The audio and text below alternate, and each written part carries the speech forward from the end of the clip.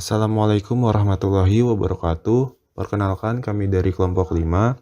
Di sini kami ingin membahas mengenai PDPC atau Process Decision Program Chart, di mana anggota kelompok dari 5 itu yaitu ada Raka Agung Madrika, Raihan Siva, dan Wahyu Nugroho.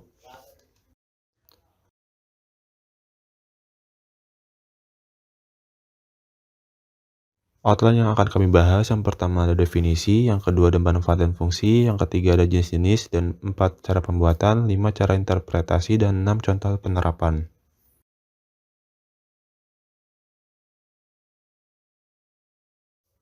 Yang pertama yaitu adalah definisi, di mana PDPC ini merupakan salah satu alat pada Neo7 Tools. Pengertian dari Neo7 Tools ini yaitu atau biasa disebut dengan Management Planning, merupakan alat bantu statistik menengah untuk mengolah data verbal atau kualitatif yang penerapannya dititik beratkan pada proses perencanaan untuk pendekatan pemecahan masalah dengan data kualitatif melalui brainstorming, diskusi, dan lain-lain. Yang kedua, pendekatan pemecahan masalah melalui pengalaman dan logika. Lalu menampung kebutuhan metode pemecahan masalah dalam rangka TQC. Lalu untuk pengertian dari PDPC sendiri itu yaitu adalah diagram untuk memetakan rencana kegiatan beserta situasi yang mungkin terjadi. Sehingga PDPC bukan saja dibuat untuk tujuan pemecahan akhir dari suatu masalah, tetapi juga untuk menanggulangi kejutan risiko yang mungkin terjadi. Dengan kata lain, PDPC digunakan untuk merencanakan skenario. Jika pada situasi tertentu terjadi masalah, kita telah merencanakan bagaimana kemungkinan penyelesaian masalahnya sehingga kita siap untuk menanganinya.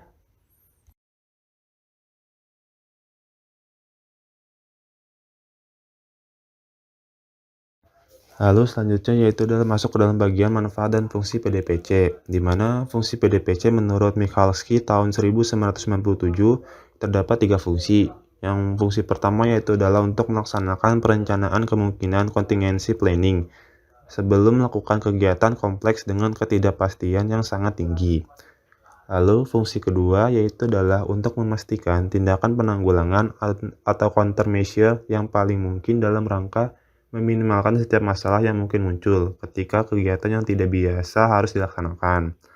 Lalu untuk fungsi ketiga, untuk mengantisipasi masalah-masalah dan mempertimbangkan konsekuensi karena terjadinya kesalahan atau kesenjangan dalam perencanaan.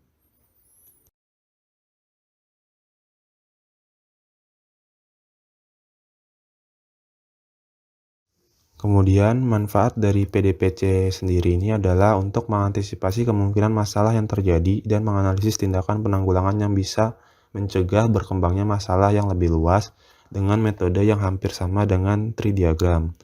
Jadi, diagram PDPC ini sebenarnya memiliki konsep yang hampir sama dengan metode tree diagram, di mana PDPC sendiri mengambil setiap cabang dari tree diagram untuk antisipasi kemungkinan masalah yang terjadi.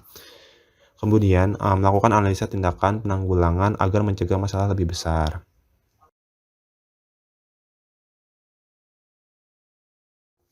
Kemudian, ini merupakan cara pembuatan dari PDPC diagram sendiri, yaitu langkah pertama-tama adalah persiapan hasil pengumpulan data dan analisis yang sudah dilakukan sebelumnya. Jadi, langkah pertama ini adalah menyiapkan atau mengumpulkan data-data dan nantinya akan dianalisis untuk proses yang selanjutnya. Kemudian langkah kedua yaitu adalah membuat diagram PDPC atau diagram pohon tree diagram atau matriks diagram berdasarkan atas rencana yang sudah diusulkan sebelumnya. Jadi setelah didapatkannya data dan dianalisis sebelumnya itu dilakukan pembuatan diagram PDPC yang dimana nantinya itu sesuai dengan rencana yang diusulkan sebelumnya. Untuk level pertama atau tertinggi itu memperlihatkan sasaran atau tujuan. Level kedua itu di bawah level tertinggi berisi kegiatan utama. Dan untuk level ketiga yang lebih bawah dari level 2 berisi tugas-tugas yang didefinisikan secara luas untuk menyelesaikan kegiatan utama.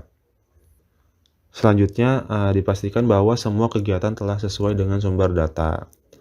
Lalu untuk langkah ketiga ini lakukan penukaran pikiran atau brainstorming kepada beberapa pihak untuk menemukan masalah di setiap tugas pada level ketiga.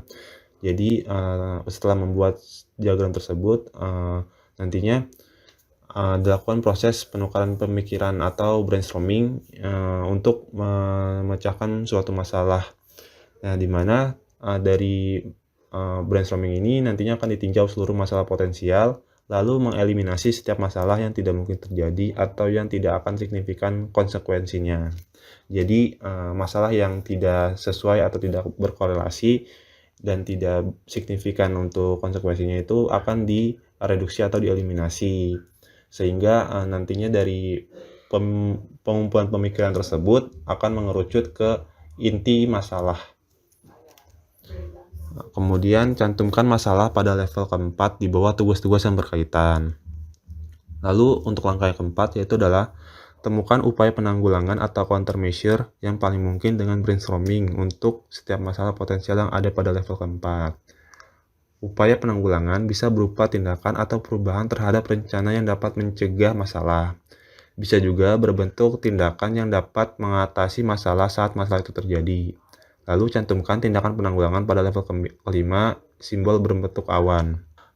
Jadi pada PDPC sendiri itu terdapat simbol-simbol seperti simbol persegi panjang, simbol awan, dan simbol dari berbentuk persegi panjang namun ujungnya itu tidak lancip atau melengkung. Nah, itu dari simbol-simbol PDPC sendiri itu memiliki arti tertentu, di mana untuk yang berbentuk awan ini adalah fungsinya yaitu untuk upaya penanggulangan paling mungkin atau possible countermeasure. Nah, kalau untuk persegi panjang itu rencana tindakan. Nah, untuk untuk simbol yang rectangle yang ujungnya melengkung atau rectangle rounded itu sebagai masalah potensial. Kemudian langkah kelima yaitu dalam evaluasi upaya penanggulangan apakah dapat dikerjakan atau tidak. Berikan tanda berupa simbol O untuk upaya yang dapat dilakukan dan X untuk upaya yang sulit dilakukan.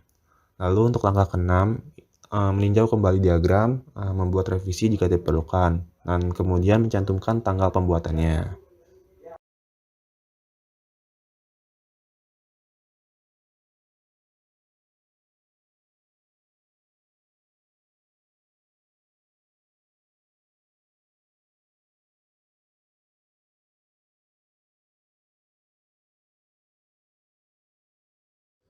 Cara interpretasi, jadi cara interpretasi pada PDPC diagram ini adalah yaitu mengidentifikasi secara sistematis kemungkinan kegagalan dalam suatu perencanaan atau proses yang sedang dikembangkan.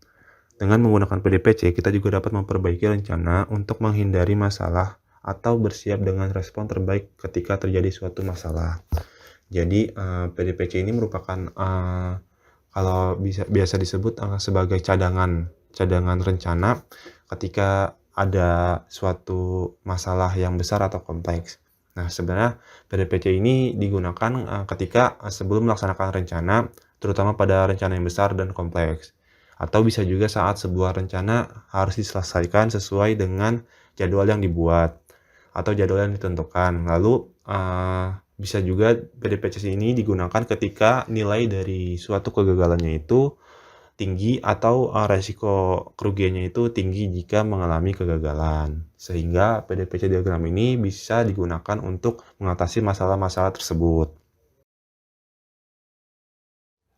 Konsep metode PDPC ini adalah bagan yang dapat membantu untuk mengidentifikasi faktor-faktor kegagalan yang dapat menghalangi pelaksanaan suatu rencana solusi.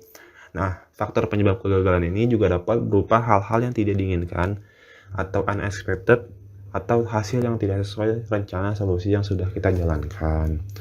Nah, dilakukannya analisa risiko pada faktor-faktor tersebut juga menggunakan dua parameter penentu yaitu adanya besarnya kemungkinan faktor penyebab kegagalan terjadi atau seberapa serius efek yang dihasilkan terhadap kegagalan rencana solusi bila faktor penyebab tersebut terjadi. Jadi tim yang nantinya dibentuk itu untuk melakukan PDPC harus menemukan rencana program tindakan untuk menghindari atau meminimalkan adanya faktor penyebab kegagalan beserta akibatnya. Nah, PDPC juga dapat mengidentifikasi apa yang mungkin salah dalam rencana yang sedang dikembangkan secara sistematis. Penanggulangan dikembangkan untuk mencegah atau mengimbangi terjadinya masalah tersebut. Nah, dengan menggunakan PDPC sendiri kita dapat memperbaiki atau merevisi pada rencana untuk menghindari masalah atau menyiapkan tindakan terbaik ketika masalah terjadi.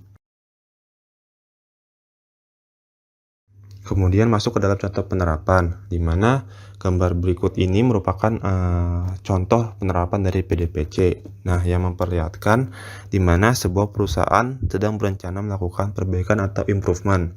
Perbaikan yang dilakukan ini berupa peningkatan kompetensi karyawan.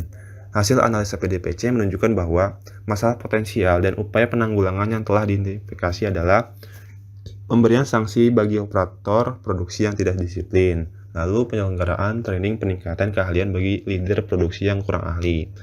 Nah, dapat dilihat pada slide berikut ini merupakan contoh penerapan dari PDPC yang dimana terdapat beberapa simbol untuk masalah potensial dan rencana tindakan, yang dimana setelah dilakukannya analisa akan didapatkan yaitu simbol berbentuk awan. Itu merupakan upaya penanggulangan yang paling mungkin. Nah, ketika sudah mendapatkan upaya penanggulangannya, itu kita berikan tanda X atau 0, yang dimana ini merupakan simbol untuk menentukan upaya yang dapat dilakukan untuk simbol O, dan untuk X ini adalah upaya yang sulit dilakukan, sehingga dapat teridentifikasi upaya yang akan dilakukan itu apa saja, dan